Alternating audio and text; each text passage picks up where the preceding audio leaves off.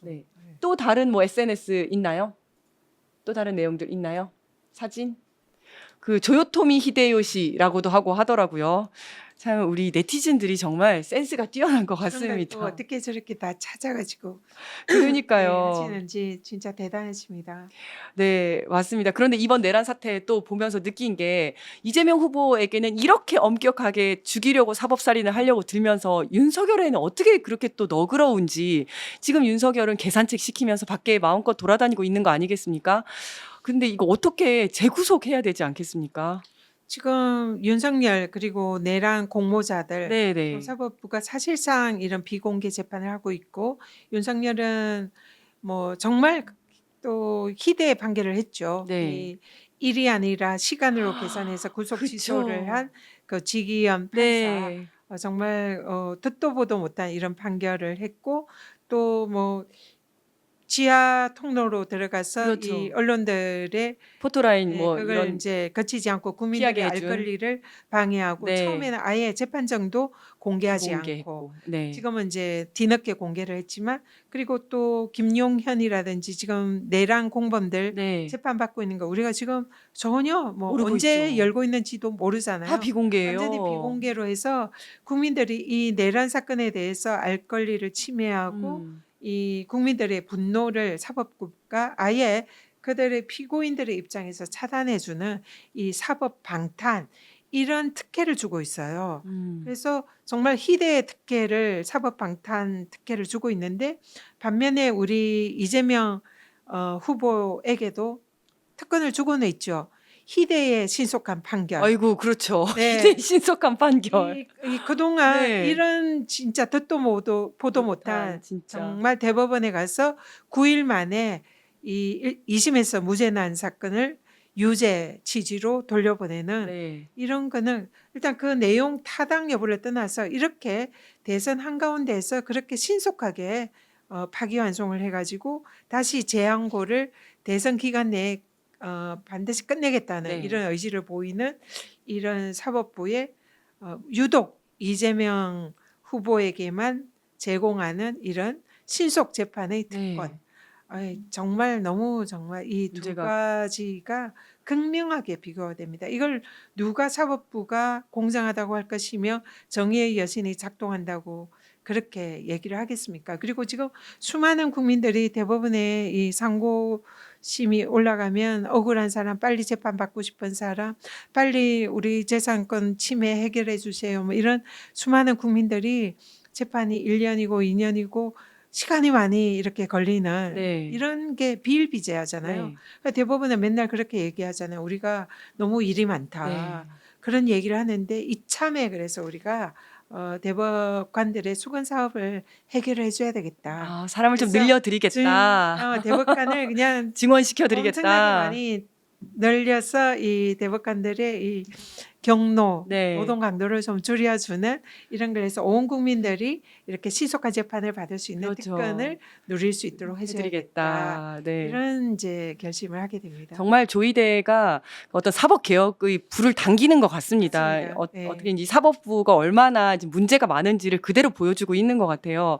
근데 이제 의원님은 권익위원장 하실 때 또 윤석열과 윤석열 정권의 그 악랄한 실태를 너무나 잘 보셨잖아요. 그래서 지금 이렇게 윤석열에 대해서 아직까지 특혜가 베풀어지고 있고 또 이렇게 길거리를 버젓이 돌아다니는 걸 보면 더 열받으실 것 같아요.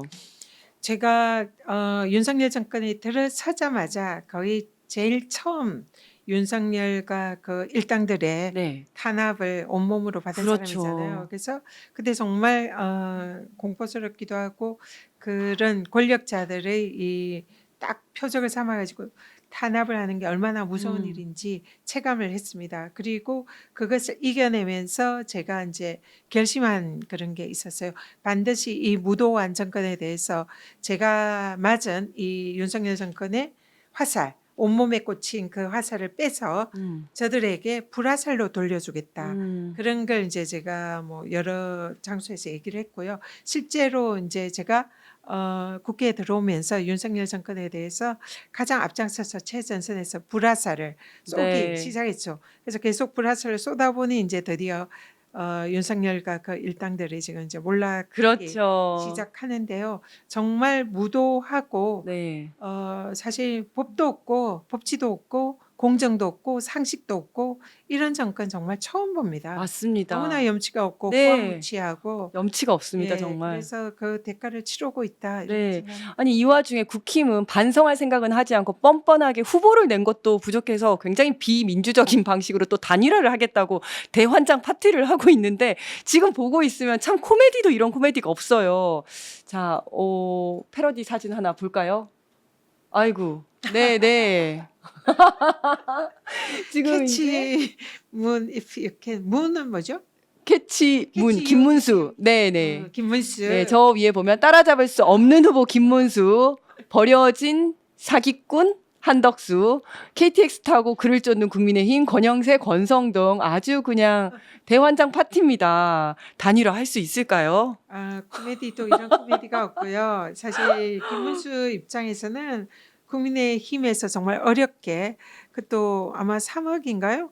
이 네, 이제 네. 기탁금도 엄청나게 많이 내고 네. 또 이분이 별로 재산이 없는 분이잖아요. 네. 그렇게 어려운 과정을 거쳐서 국민의힘의 후보가 됐는데 네.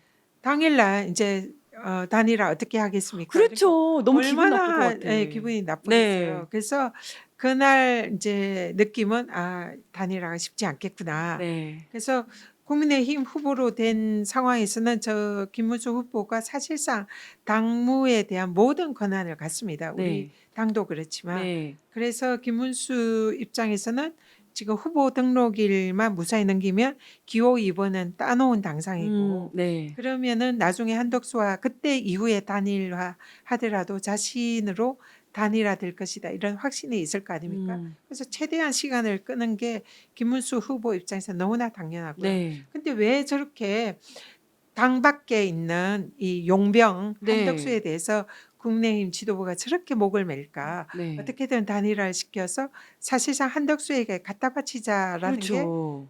국민의힘 지도부의 입장인 것 같지 않습니까? 네, 맞아요. 왜 그러냐? 네. 이거는 국민의힘 지도부가 제가 보기에는 지금 어차피 대선은 이길 수 없다. 네. 대선은 포기한 것 같아요. 네. 그러면은 저들에게 중요한 것은 당권이잖아요. 그렇죠. 다음에 당권을 잡으려면 당 밖에 있는 허수아비 후보인 한덕수를 끌어와서 후보로 출마를 시켜서 대선에 출마하면 그분은 이제 국민의힘에는 정치적인 기반이 없잖아요. 네, 조직적 네. 기반도 없고. 그러니까 얼마든지 그때 팽할 수 있는 거죠.